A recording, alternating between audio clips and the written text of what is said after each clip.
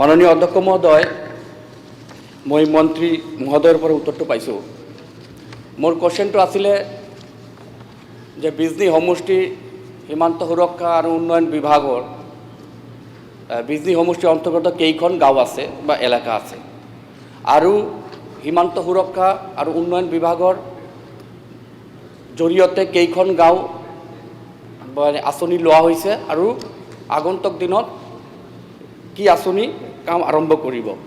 মই মন্ত্ৰী মহোদয়ক আপোনাৰ জৰিয়তে জনাব খোজোঁ যে বিজনী সমষ্টিৰ প্ৰায় 3টা জিপি বা 4টা জিপি বা আমাৰ BTCত VCDC বুলি কোৱা হয়, ভিলেজ কনষ্ট্ৰাকশ্যন ডেভেলপমেণ্ট কাউন্সিল বা কমিটি। তো বিজনী সমষ্টিৰ 3টা 4টা জিপি ভূটান বৰ্ডাৰত সংলগ্ন, যেনেকুৱা বিষ্ণুপুৰ, আনন্দবাজাৰ, পানবাৰী, এনেকুৱা বহুকেইটা জিপি পৰে। তো আমি আগতে যেনেকুৱা জানিছিলোঁ BADP মানে বৰ্ডাৰ এৰিয়া ডেভেলপমেণ্ট প্ৰগ্ৰাম বা আজিকালি ভিলেজ ভাইব্ৰেণ্ট বুলি আমি জানো। তো তাতে যি সমস্যা, মই মন্ত্ৰী মহোদয়ক অনুৰোধ কৰিম যে আপুনি এবাৰ গৈ ভিজিট কৰি আহিলে গম পাব যে কিমান মানে আণ্ডাৰ ডেভেলপড এণ্ড ডিপ্ৰাইভড। তো স্পেচিয়েলি বিশুদ্ধ খোৱা পানী, মানুহ হাতীৰ সংঘাত, ৰাস্তাৰ ব্যৱস্থা, যাতায়াত বহুত বেয়া।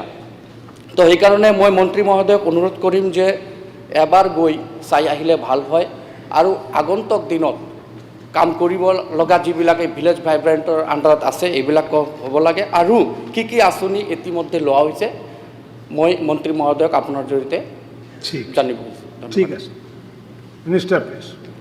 মাননীয় এইটো বিজনীৰ প্ৰশ্ন, কোনোবাই ছাপ্লিমেণ্টাৰী বিজনীক লৈ পেলাইহে কৰিব পাৰিব। নেক্সট। মাননীয় অধ্যক্ষ মহোদয়, সন্মানীয় সদস্য অৰূপ কুমাৰ দেক মই ধন্যবাদ জনাইছোঁ তেখেতৰ প্ৰশ্নৰ বাবে।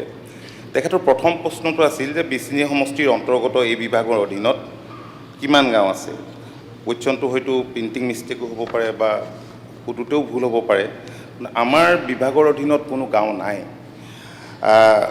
মই বুজি পাইছিলোঁ যে স্পিৰিটটো আছিল যে আন্তঃৰাষ্ট্ৰীয় সীমান্তত সেই বিজনী সমষ্টিৰ সেই উন্নয়ন খণ্ডৰ, বড়োবজাৰ উন্নয়ন খণ্ডৰ কিমান গাঁও আছে, আৰু সেইকাৰণে আমি উত্তৰত কৈছিলোঁ যে 227খন গাঁও আছে।